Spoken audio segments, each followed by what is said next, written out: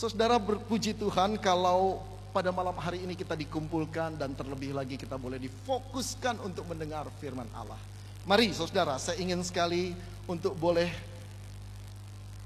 menyampaikan firman Allah yang terambil dari Matius 9 ayat ke-9, satu ayat saja.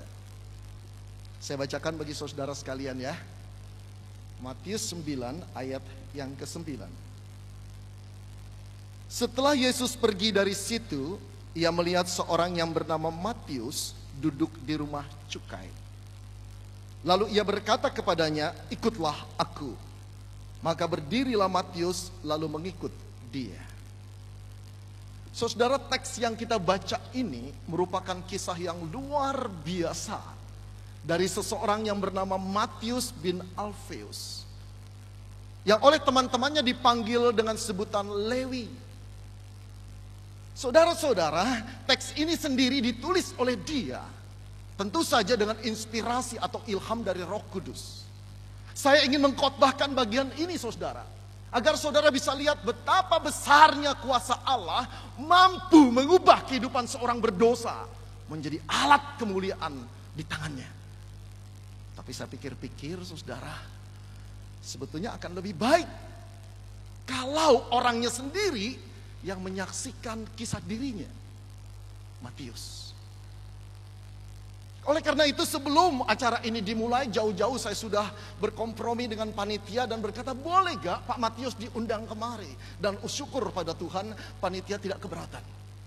Jadi saya mengirimkan atau melayangkan sepucuk surat. Puji Tuhan, Pak Matius berkata dia senang sekali boleh diundang ke Indonesia. Dia sudah menunggu, dia rindu untuk ke Indonesia dan sudah menunggu 20 abad lamanya. Dia berkata, saya ingin ke Indonesia. Dan puji Tuhan, dia sudah ada di tengah-tengah kita. Dan dia akan bersaksi. Saya panggilkan Pak Matius, penginjil Matius, kami persilahkan untuk boleh memberikan kesaksian. Ingat Pak, 15 menit saja. Panitia.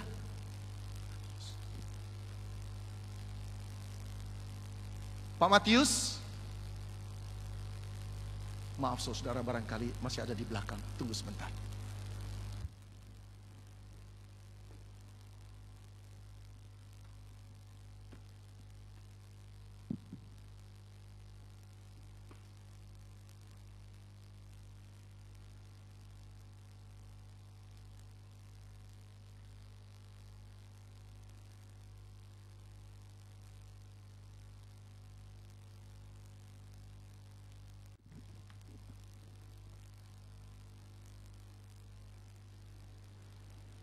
Shalom saudara.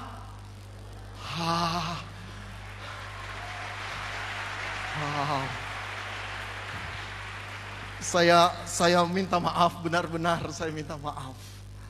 Saya tidak mendengar nama saya telah dipanggil oleh Pak Beni. Di belakang ada beberapa orang yang terus bertanya tentang Israel di abad pertama. Dan saya keasikan menjawabnya sampai saya tidak mendengar nama saya dipanggil oleh Pak Beni. Sampai dia datang ke sana. Aduh, saya tidak enak dengan dia. Untung dia tidak marah. Pak Beni memang orangnya baik sekali, saudara. Aduh. Saya kenal beliau sudah 33 tahun lamanya. Sejak dia menjadi Kristen. Dia benar orang yang benar-benar bertumbuh mencintai firman Tuhan. Dia telah membaca firman ini, saudara. Dan khususnya Injil yang saya tulis, Injil Matius. Bahkan saya tahu dia sering mengkhotbahkannya. Wow, luar biasa saudara. Sekali lagi saya mohon maaf. Saudara, izinkan saya memperkenalkan nama saya. Nama saya Matius bin Alfeus. Saya adalah suku Lewi saudara. Orang Yahudi asli. Saudara tahu tentu sedikit banyak tentang gambaran tentang suku Lewi, bukan? Saudara, suku Lewi adalah salah satu suku dari 12 suku Israel. Nah, suku ini saudara dikhususkan Tuhan untuk menjadi imam bagi bangsa Israel. Dulu nenek moyang kami tidak boleh bekerja. Tidak boleh berprofesi lain selain menjadi imam. Tidak boleh juga punya tanah, tidak boleh punya rumah. Tidak. Tuhan menghususkan kami hanya sebagai imam. Supaya kami bisa berkonsentrasi sebagai imam. Seperti pendeta masa kini lah saudara. Cuma yang luar biasa bedanya adalah pendeta masa kini bisa memiliki tanah, rumah, ruko, apartemen, pabrik bahkan. Wow, cool man. Saya suka itu saudara. Andai kata saya bisa menjadi pendeta masa kini, saya nggak kalah dengan yang lain. Tetapi saudara, Tuhan mengatur kami berbeda. Agar maksudnya apa? Kami tidak boleh berusaha lain kecuali menjadi pendeta. Agar kami boleh berkonsentrasi saudara. Berkonsentrasi untuk pekerjaan imam. Memelihara dan mengembalakan bangsa Israel. Sebetulnya sih saudara, Tuhan itu baik. Rancangannya pun baik. Walaupun kami tidak bekerja, Dia memerintahkan 11 suku Israel lainnya untuk memelihara kehidupan kami. Bagus. Nah, mereka memberi persembahan termasuk perpuluhan untuk kehidupan kami. Tetapi teori berbeda dengan kenyataan. Pada praktiknya saudara tahu, 11 suku Israel yang lain sering kali lupa. Tapi tepatnya belagak lupa lah. Belagak lupa memberi perpuluhan. Nah kalau sudah begitu, terpaksa kami harus puasa siang dan malam. Celaka gak saudara? Saya lahir dari keluarga suku Lewi. Ayah saya Alfius itu orang yang sederhana. Pekerjaannya sebagai koster sinagog. Saudara-saudara, sinagog itu seperti gereja masa kini lah. Dia bekerja di sana, dia memelihara sinagog. Dan saya tahu ayah saya sudah puluhan tahun bekerja sebagai koster sinagog. Dia seorang yang saleh. Dia seorang yang tanpa cacat celah. Pagi-pagi ketika orang belum bangun, dia sudah bangun saudara. Dia membersihkan sinagog itu. Setelah dia membersihkan, dia duduk berdoa berjam-jam. Saya selalu kagum dengan ayah saya. Dan selesai berdoa, dia teruskan merenungkan Taurat itu sepanjang hari. Dan dia juga berpuasa 2 kali seminggu. Karena itu saudara, sebetulnya diam-diam dia mengharapkan saya menjadi seorang ahli Taurat. Tidak heran kalau dari kecil saya dipaksa untuk menghafal begitu banyak ayat Taurat Tuhan. Saudara-saudara, bahkan karena dia tidak puas, karena saya sukar sekali menghafal Taurat-Taurat Tuhan, dia memanggilkan seorang ahli Taurat untuk memberikan les privat untuk saya bisa menghafal Taurat itu. Saya masih ingat betapa tertekannya jiwa saya pada saat itu, saudara. Saya mendapati talenta saya bukan menghafal Taurat Tuhan ternyata. Taurat-Taurat yang saya hafal siang dan malam susah payah, begitu cepat menguap. Saya menemukan, saudara, bahwa otak saya dengan Taurat itu tidak kompatibel. Nggak matching, saudara. Susah sekali saya itu. Tapi ayah saya tetap memaksa. Hafalkan Taurat Tuhan. Inilah sumber kehidupanmu. Saudara, pada waktu saya remaja, saya mulai memberontak. Saya mulai menjadi orang yang pembangkang. Dan yang pertama-tama saya lawan adalah ayah saya sendiri. Saya menunjukkan dengan sikap saya bahwa saya tidak ingin menghafal Taurat itu. Dia marah sekali. Tapi saya telah menunjukkan sikap bahwa saya tidak mau lagi diperbudak untuk menghafal Taurat-Taurat itu. Bukan cuma itu, saya mengatakan di depannya bahwa saya ini menyesal. Menyesal lahir dari keluarga Lewi. Kalau saya lihat orang-orang Israel dari suku-suku lainnya, saudara, kehidupan ekonomi mereka oke-oke saja. Tanah mereka luas, rumah mereka rata-rata besar. Tapi kami suku Lewi punya apa? Tidak punya apa-apa. Saudara, kami memang dihormati karena kami imam bagi mereka. Tetapi soal ekonomi, soal money, menyedihkan sekali saudara. Kami hanya hidup dari pemberian orang. Memalukan bukan? Saudara yang kekasih, saya lanjutkan kesaksian saya. Pada satu kali tanpa diduga, Di dalam sebuah perjalanan keluar kota, saya bertemu dengan seorang saudagar pemungut cukai yang kaya raya, luar biasa. Kalau tidak salah namanya Gayus.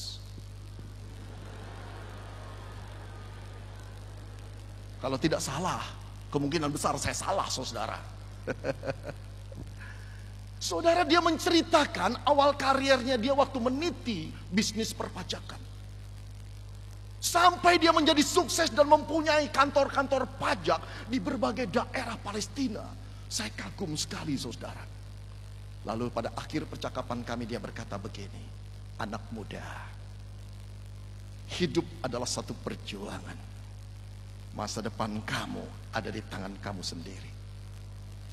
Jangan terlalu berpikir tentang omongan orang. Uang tidak pernah bersahabat dengan orang yang selalu mendengarkan perkataan orang lain.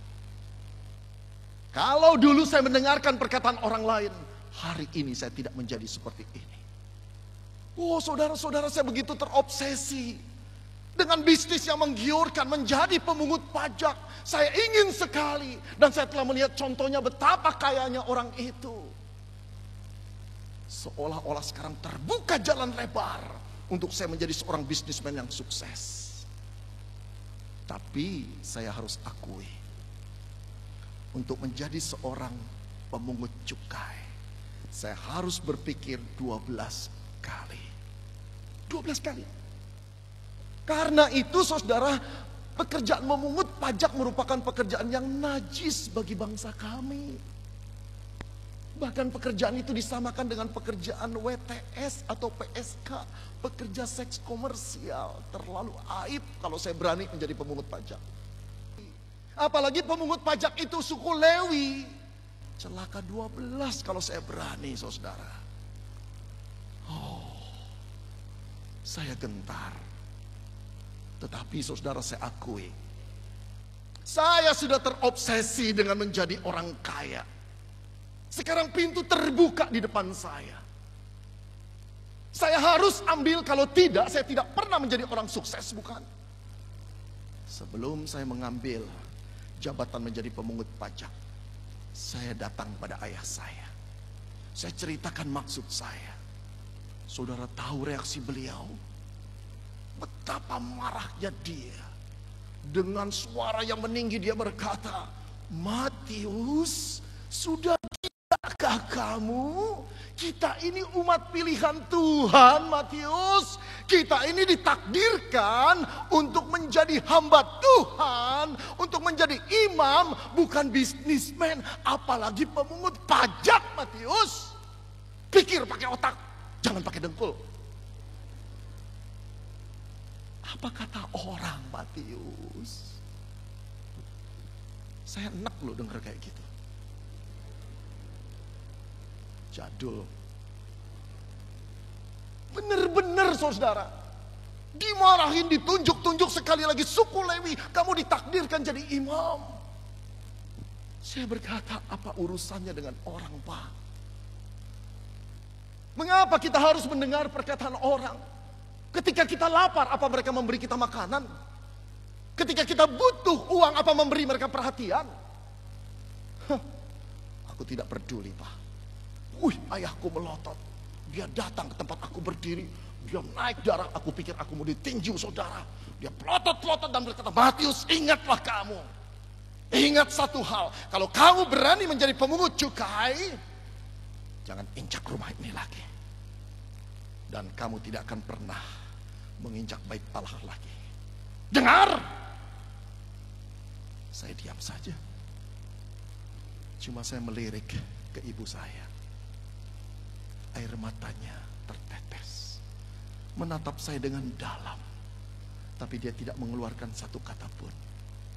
Saya tahu hatinya hancur. Tapi saya tidak peduli. Keinginan saya untuk menjadi orang yang beruang sudah ada di depan pintu. Jalan saya tidak akan bisa dihalangi. Matius bin Alfius berani menentang zaman, berani menentang budaya, berani menentang agama. Akulah Matius. Oh, saudara-saudara, Saya harus minum dulu karena haus.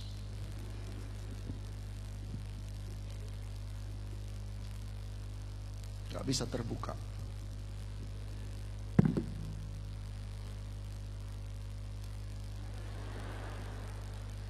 Lebih cepat.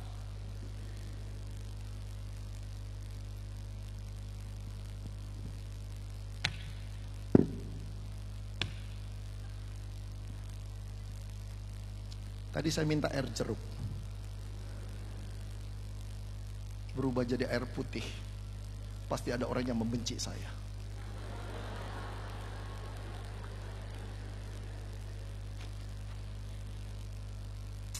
Saudara-saudara, pada satu hari saya mengikuti lelang hak memungut pajak. Saya punya duit banyak. Saya melelang itu dengan harga yang lebih tinggi dari yang lain. Dan saya menang. Setelah saya menyelesaikan pembayaran, maka saya diberi hak untuk memungut pajak. Jadilah mulai hari itu saya pemungut pajak resmi dari pemerintah Romawi. Banyak orang lalu lalang datang dan pergi di sana.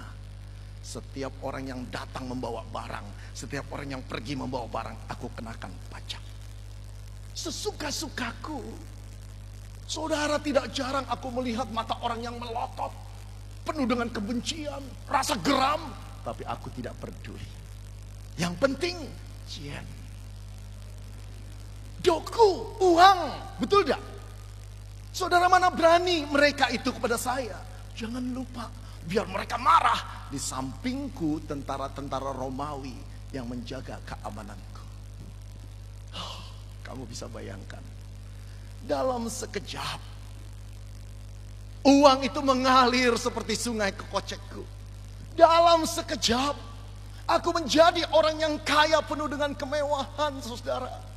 Rumah besar, tanah luas, ternak begitu banyak, dan budak-budak laki dan perempuan siang malam siap melayani aku. Matius sekarang bukan orang sembarangan. Apa yang aku inginkan, aku dapatkan. My dream comes true. Saya membuktikan bahwa Matius tidak bisa dipandang rendah oleh orang lain. Itulah hidupku. Aku menjadi orang kaya sesuai dengan apa yang aku impikan. Itulah Matius.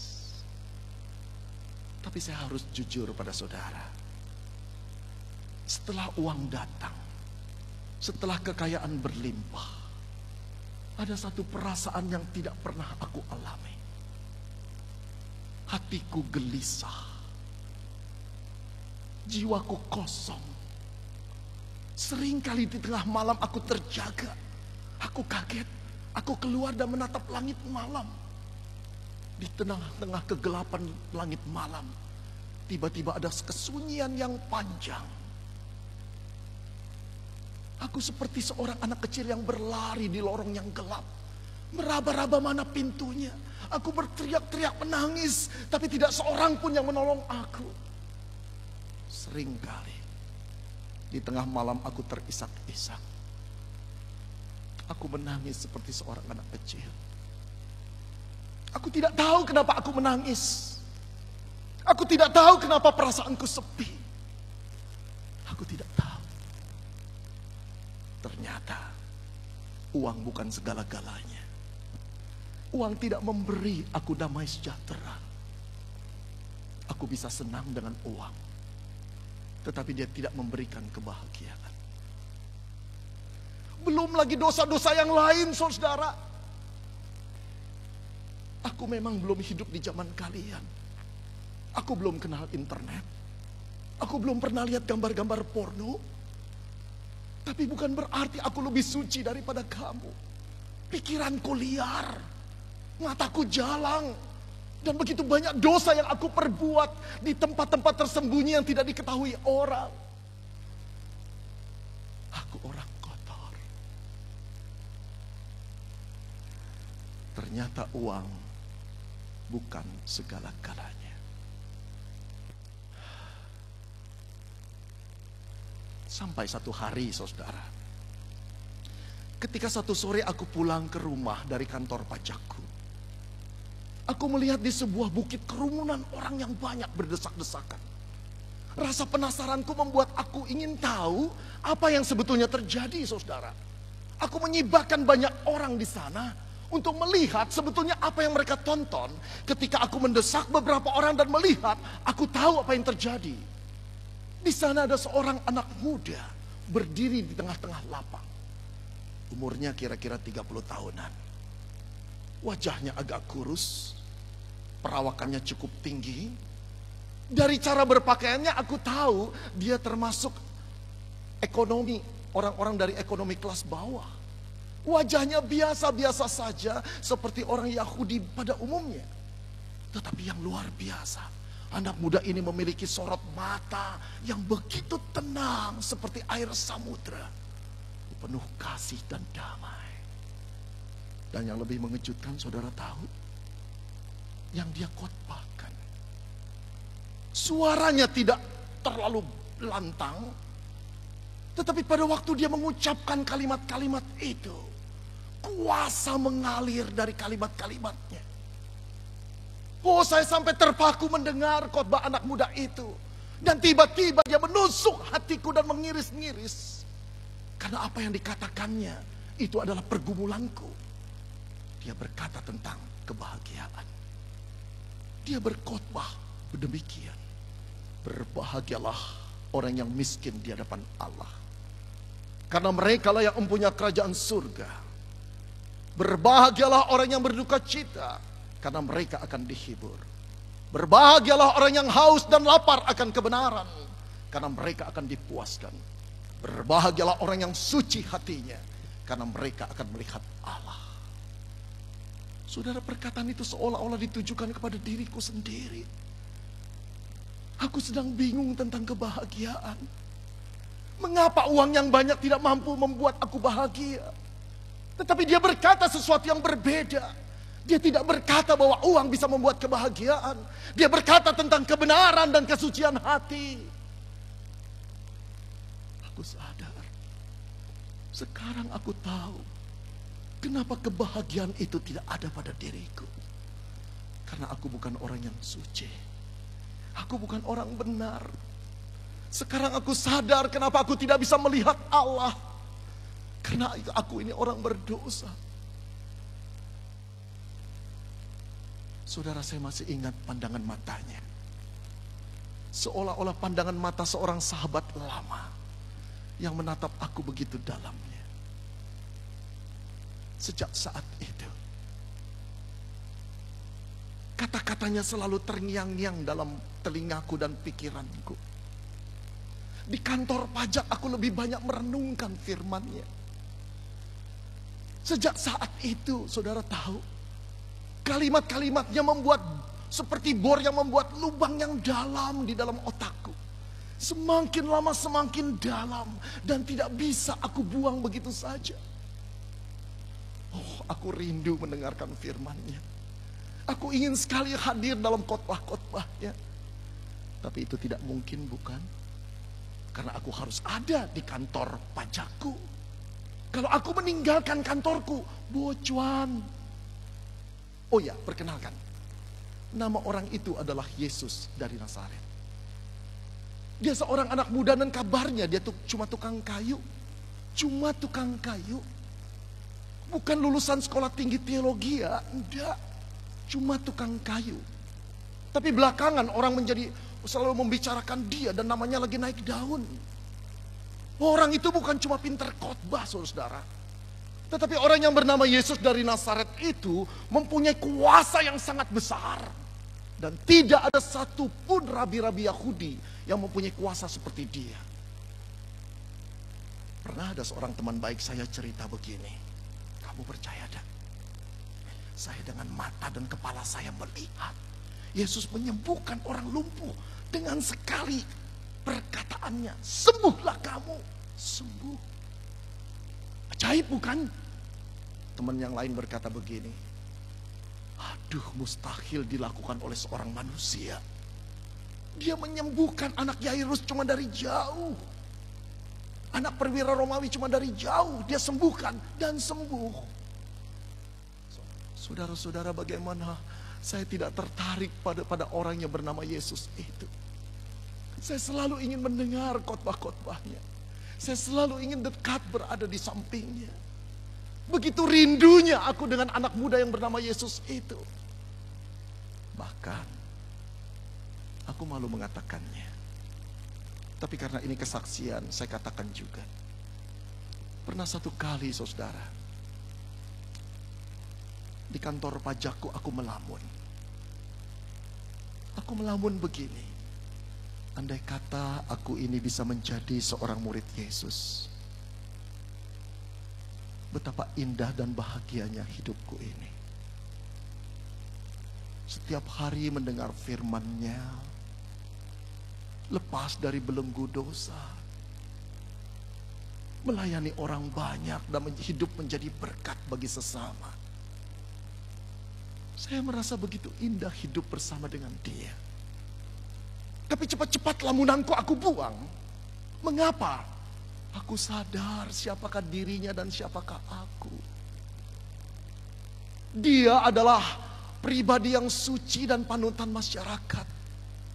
Sedangkan aku sampah masyarakat. Orang yang laknat. Aku menghapus lamunan itu. Mustahil aku bisa menjadi muridnya. Saudara, saya masih ingat peristiwa itu. Pada satu siang, ketika aku sedang duduk di kantor pajakku, ada sesuatu yang terjadi yang di luar dugaanku. Di meja itu bertumpuk uang. Di laciku uang. Di kantongku uang.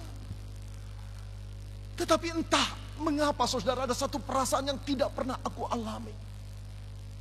Tiba-tiba hatiku dicengkam oleh kesepian. Perasaan kosong dan jiwa yang gelisah. Aku diam menatap uang itu. Hatiku seperti tersayat-sayat.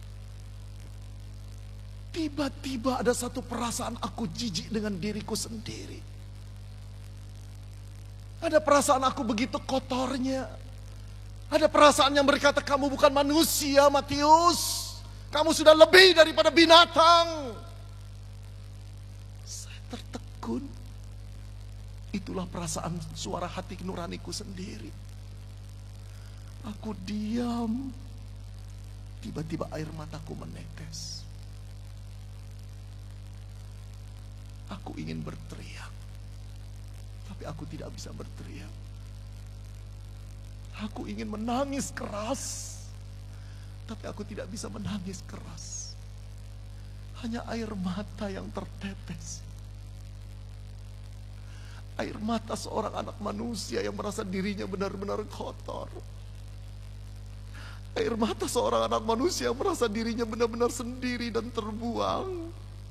Di tengah-tengah uang yang begitu banyak, aku menangis sejadi-jadinya. Aku ingin berdoa, tapi aku tidak tahu apa yang harus aku doakan. Aku terus menangis. Sampai aku berhenti ketika pintu kantorku diketuk oleh seseorang. Aku malu, aku cepat-cepat mengusap air mataku. Tapi orang yang mengetuk itu sudah masuk di dalamnya. Dia menatap aku terkejut sekali. Aku mau bangun. Aku duduk kembali. Karena melihat siapa yang masuk. Saudara tahu siapa yang masuk? Yesus orang Nazaret. Rabi yang aku junjung tinggi. Guru yang aku kagumi. Tiba-tiba dia masuk ke kantorku. Dia datang mendekat aku. Matius si pemungut cukai. Matius orang kotor dan berdosa. Aku diam. Aku kaget melihat dia. Dia menatap aku. Dia mendatangi aku dengan lembut. Dia pandang aku dengan kedalaman. Tergetar hatiku. Aku belum pernah melihat orang menatap aku seperti itu. Satu tatapan bersahabat. Satu tatapan seorang bapak yang penuh pengertian. Bahkan aku tidak pernah melihat mata bapakku menatap seperti itu. Belum. Bertahun-tahun aku melihat mata orang-orang Yahudi yang menatap aku dengan kejijikan. Bertahun-tahun aku melihat mata orang Farisi dan ahli Taurat yang berkata, engkau sampah masyarakat, engkau akan mati dan dibakar oleh Allah. Bertahun-tahun aku melihat mata-mata di sekelilingku yang menuduh aku orang kotor. Tapi mata Yesus berbeda. Dia menatap aku seolah-olah dia mau berkata, Matius, aku ngerti apa yang kau alami.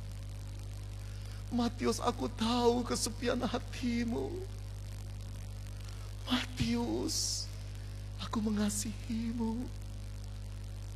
Seolah-olah matanya berkata demikian. Ketika dia menghampiri aku terbangun. Aku merasa tidak layak. Dia datang ke kantorku. Dia tidak ngomong apa-apa. Dia cuma memandang aku lama sekali. Seolah-olah pandangannya, matanya menembus kedalaman kegelisahan jiwaku. Seolah-olah dia mau berkata, aku mengampunimu Matius. Maukah engkau keluar dari dosamu? Saudara yang dikasihi Tuhan, ada satu ajakan di dalam kalimatnya untuk meninggalkan kantor pajakku. Tapi bagaimana mungkin? Aku sudah terikat begitu dalam dengan uang, dengan dosa. Tidak mungkin, bukan? Tapi tatapan mata Yesus yang penuh dengan kasih, sedalam samudra yang tenang, membuat daya magnet yang luar biasa. Saat itu dia berkata, ikutlah aku. Saudara, saya diperhadapkan dengan dua jalan. Untuk tetap tinggal di dalam lumur dosa yang mematikan, yang menggelisahkan. Atau sekarang memilih dia dan mengikutinya. Saudara yang kekasih dalam Yesus Kristus, saya melihat ini satu anugerah dari Allah. Bagaimana mungkin seorang pemungut cukai yang begitu kotor dipanggil untuk mengikuti rabi yang mulia seperti itu? Aku tidak pikir dua kali. Inilah impianku ternyata. Menjadi orang benar. Menjadi orang yang taat kepada pimpinan Allah. Aku meninggalkan seluruh uang di mejaku. Aku tidak peduli dengan kekayaanku. Aku meninggalkan kantor pajak itu. Dan mengikut dia. Sejak saat itu, hidupku tidak sama lagi. Sejak saat itu, hidupku berubah. Sejak saat itu, aku mendengar firman-Nya setiap hari. Sejak saat itu, aku melayani orang banyak. Sejak saat itu, hidupku menjadi berkat. Sejak saat itu, dosa putus di dalam diriku. Sejak saat itu, aku menjadi pelayan Tuhan. Oh saudara, haleluya. Saudara, kelak di kemudian hari aku baru tahu bahwa pemuda yang bernama Yesus itu adalah Allah yang telah turun menjadi manusia. Aku mengikuti dia 3,5 tahun. Tapi pada satu kali kami digoncangkan ketika dia ditangkap di Taman Getsemani. Dia digiring, dia dipecut, dia dicabuk, dia diadili sampai dia disalibkan. Dia menjadi orang lemah yang tidak berdaya, tidak ada kuasanya. Tapi yang heran sekali lagi, pada saat menjelang kematian, dia menatap langit dan dia berteriak, Bapa, ampunilah mereka, karena mereka tidak tahu apa yang mereka perbuat. Sekali lagi aku melihat betapa mulianya guruku itu. Kalimat itu mengkonfirmasi seolah-olah berkata, Matius, aku mengampuni kamu lagi. Bapa, ampuni Matius. Dia tidak tahu apa yang dia perbuat. Aku diperbarui Dan pada hari yang ketiga yang lebih mengejutkan, dia bangkit dari kematiannya. Dia tidak tinggal tetap dalam lubang kubur. Dia hidup, dia menampakkan diri. Bahkan aku ikut makan bersama-sama dia. Makan ikan dan roti. Dia hidup. 50 hari kemudian, aku melihat dengan kacamata, dengan mata kepalaku sendiri. Dia naik ke langit. Pulang ke rumah Bapa di surga. Yesus namanya. Dia Allah yang menjadi manusia.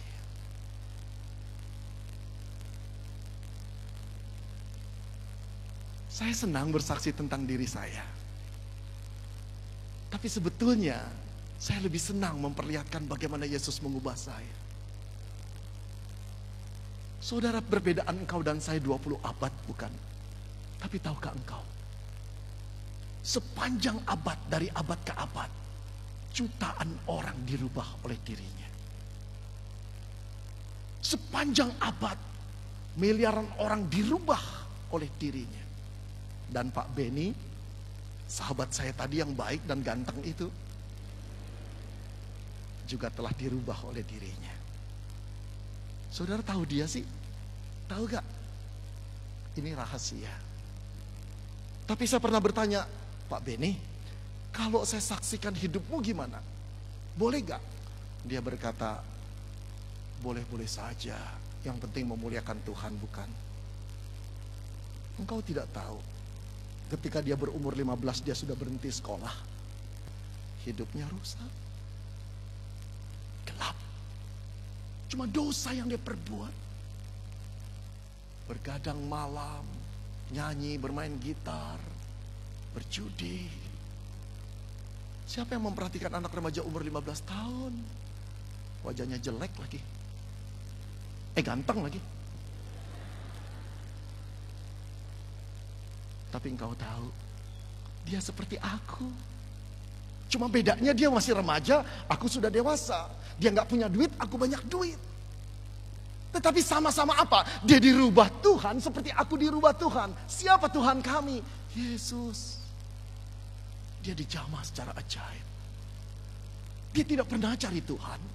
Dia tidak pernah ke gereja. Dia tidak pernah ke sekolah minggu waktu kecil. Tapi satu kali dalam perjalanan hidupnya, ketika dia merasa diri kotor dan penuh dengan dosa, ketika dia datang dan menangis dan berkata, aku tidak kenal Engkau Tuhan. Adakah Engkau penciptaku? Ketika dia putus asa seperti aku putus asa, Kristus datang dan menjamah dia. Dia berkata, Beni, aku telah mati bagimu. Dia belum, oh saudara, itulah Yesus kita. Maukah engkau malam hari ini, siapapun engkau, jangan engkau takut. Tuhan, aku tidak berharga. Aku culas, aku iri hati. Jangan engkau takut dan berkata, Tuhan, bagaimana mungkin seorang yang addicted dengan gambar-gambar porno bisa engkau selamatkan. Tuhan, aku sudah berkali-kali bertobat, masih jatuh lagi. Jangan engkau berkata, Tuhan, hanya engkau yang tahu betapa saya telah ternoda. Jangan. Justru dia cari orang yang tidak benar. Maukah engkau datang? Lihat salib Kristus, dia sudah mati bagimu dan bagiku. Katakan, Tuhan, aku datang kepadamu. Katakan juga kepada Tuhan, pakai aku Tuhan. Hari ini aku mau persembahkan diri seperti Pak Matius, seperti Pak Beni. Pakai aku sesukamu. Agar satu kali kelak, aku boleh mempermuliakan Tuhan dengan hidupku. Bahkan menjadi hamba-Mu. Maukah engkau? Mari kita berdoa. Malam ini, Allah akan merubah engkau. Allah tidak cari orang benar. Allah cari pemuda-pemudi yang hancur hidupnya. Seperti kertas yang telah tersobek-sobek, penuh dengan noda. Malam ini, dia mencari Matius-Matius yang penuh dengan kefrustrasian dan kekosongan jiwa. Dia mau merubah menjadi nabinya, utusannya, hambanya. Katakan dalam doamu, Tuhan, ampuni aku. Aku percaya Engkau telah mati di kayu salib bagi dosa-dosaku. Katakan. Bagi saudara yang telah berdoa, Tuhan ampuni aku. Malam ini aku bertobat Tuhan. Aku ingin dibebaskan dari ikatan dosa. Aku ingin menerima Engkau menjadi juru selamat pribadiku. Aku ingin diciptakan baru. Bagi engkau yang tadi menjerit dalam doamu, berdiri di tempat saudara yang tadi mengangkat tangan, kita akan melakukan doa kita dengan berdiri sebagai satu sikap yang baru. Aku meninggalkan yang lama, yang penuh dengan kekotoran. Aku mau datang di hadapan-Mu Tuhan. Yang tadi mengangkat tangan berdiri di tempat saudara, berdiri. Allah mencintaimu adikku. Puji Tuhan, puji Tuhan, puji Tuhan, puji Tuhan, puji Tuhan. Tuhan mendengar kerinduanmu. Puji Tuhan, puji Tuhan, puji Tuhan. Ini malam anugerah. Siapa yang berkata, Tuhan tadi yang mengangkat tangan, aku rela menyerahkan diriku menjadi hamba-Mu. Maju ke depan, kita berlutut. Biar di depan salib Kristus kita benar-benar menyerahkan diri kita. Yang di atas silakan turun juga. Yang tadi mengangkat tangan untuk mempersembahkan diri menjadi hamba-Mu. Puji Tuhan. Ambil waktu kemari. Terus maju sampai garis yang paling depan. Adikku mari maju. Minta Asher tolong geser sedikit, biarkan yang lain maju. Silakan. Yang di atas silakan turun bergegas-gegas dengan cepat. Yang di bawah yang tadi mengatakan, Tuhan ini aku pakai aku. Aku akan menyerahkan diriku menjadi hamba-Mu. Silakan maju, kau tidak perlu malu. Tidak ada satu tempat yang mulia selain pada waktu kita berlutut di hadapan Tuhan, menyerahkan diri kita untuk dipakai menjadi alat kemuliaan-Nya.